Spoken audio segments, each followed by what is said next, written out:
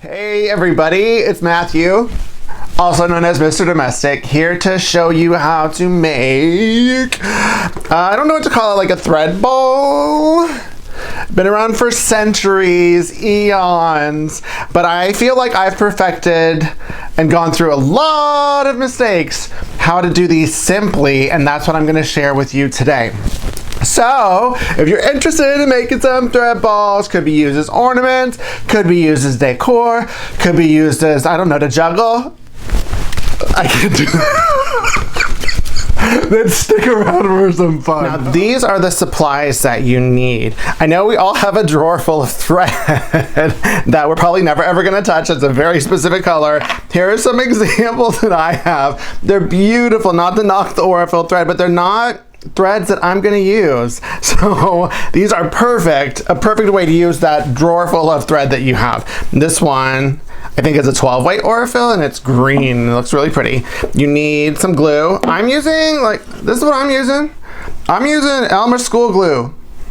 And if you have wood glue, that'll work. If you have Mod Podge, that'll work.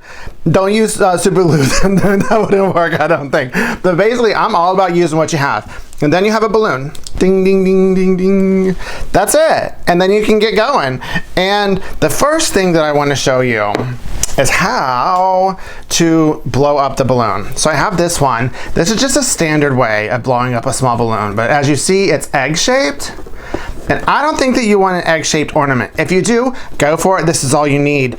But you also need increased surface tension so that whenever you pop it, it'll deflate. This one, there's not much surface tension. See, I can go like this with it. So I don't know that it would properly deflate like I needed it to do. So let me show you how I do it. So this one, I pull it to where it creates a sphere. Pull it very tightly.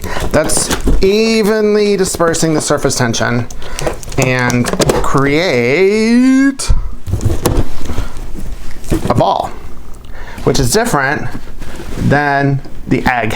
So if you want a ball, surface tension. If you want an egg, no surface tension. And this I found is very important in the final step. So I definitely want to show you all a trick that I learned about winding it. I used to use an arm's length and it would be uneven. Then I would have to cut off a lot of excess on the bottom and the strands wouldn't end up as long as I wanted. So I'm using one of my long quilting rulers. If you have a box or anything that's about, I don't know how many feet this is, like 2 or 3 feet, then that would work perfectly. And I don't know how many times you'll have to wind it. With this is a thicker weight. I think this is a 12 weight thread. I won't need to double up whenever I use this, but for some of the thinner threads you will, so you'll need to wind it a lot. But let me show you why I've done this, because now it's even, right? So now I can just cut it at the bottom and then grab the top and then cut at the top, and now I have even thread. Before I would have like inches and inches on the bottom that I would cut off. So that's a tip that I have about cutting so that it will be even for you. I wanted to give you a full view so you could see what I do, and also a close-up one of adding the glue. I don't dip the thread in there. It's a lot of fun. I get it on my fingers and then I coat the length of the thread and I make sure that it's all coated, and then once it's coated, then I'll wrap it around the balloon. So now that I have a bunch of glue on my fingers, I'm going to show you how I wrap it around the balloon.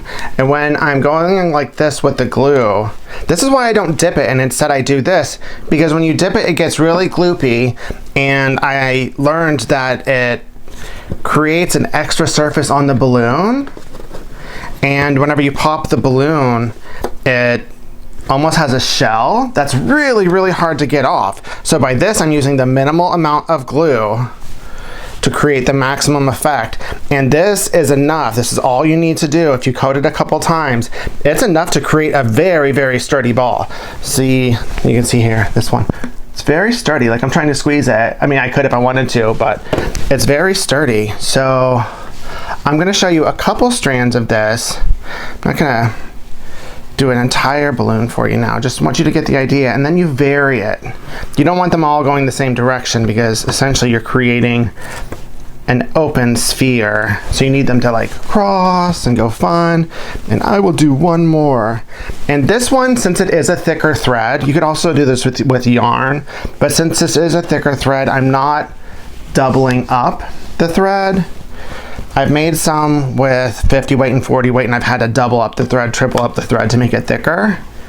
But if you wanted it super thin, like, go for it. You see how it's all getting all cross and cross and cross?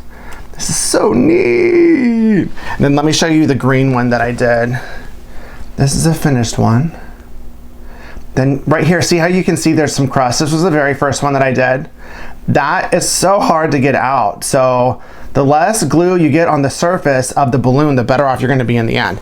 So, yay! Now let me show you what it looks like when it pops, and the sound is creepy, creepy, creepy. Look at it, listen to the sound.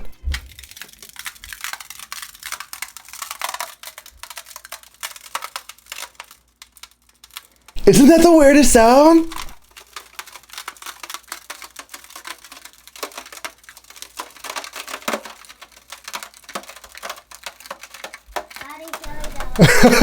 Like that can be used in a horror film. It's creepy to me. So you just listen and it'll eventually relax the entire balloon. I tried to force it, but I really couldn't.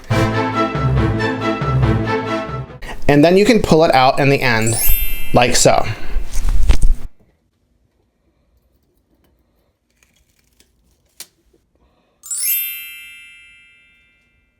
So yay! Now y'all can make your own thread balls for Halloween, for Easter, for 4th of July, for your birthday. Anytime you need a thread ball, you can make them. So hopefully I've given you some tips and some tricks, and you can give this video the thumbs up. Still got glue on my fingers. And don't forget to subscribe. Keep it positive, y'all. Mr. Domestic out.